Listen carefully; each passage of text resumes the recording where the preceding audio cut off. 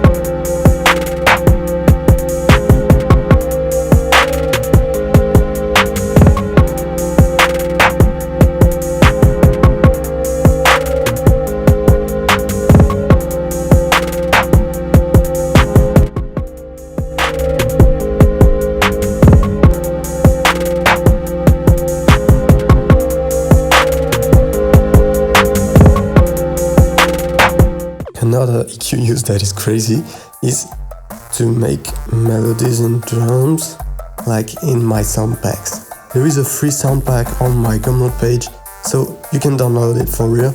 And the second thing that is important to know is to subscribe. Yeah. The second EQ use that is absolutely essential to know is using EQ to put your instruments on different frequencies band. By doing that, you will make your instruments more easy to hear separately, and so your mix will be much clearer and your melodies will be easier to remember.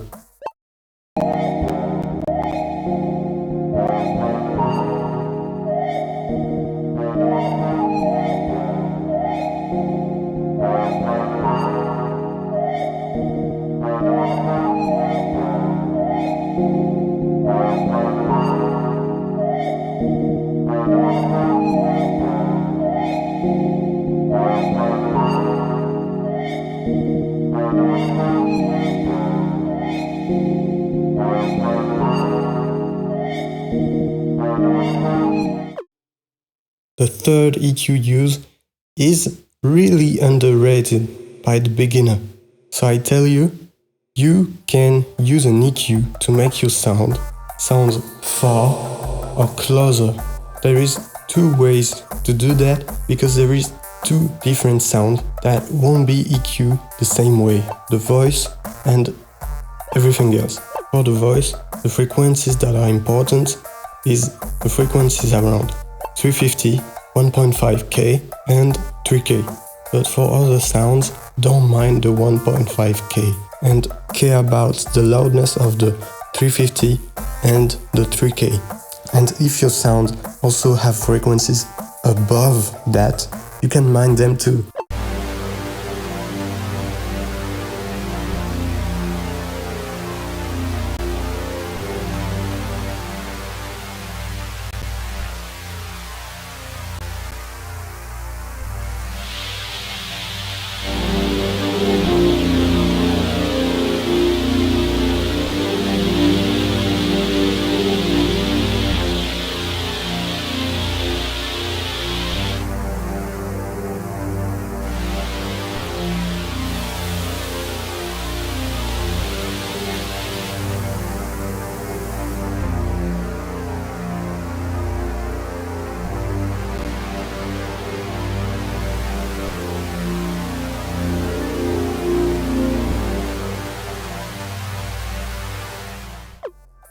If you want a even more detailed video about EQ, you can tell me in the comments. And for real, EQ is maybe the most important effect, so it can be really important to understand what does different frequencies. So tell me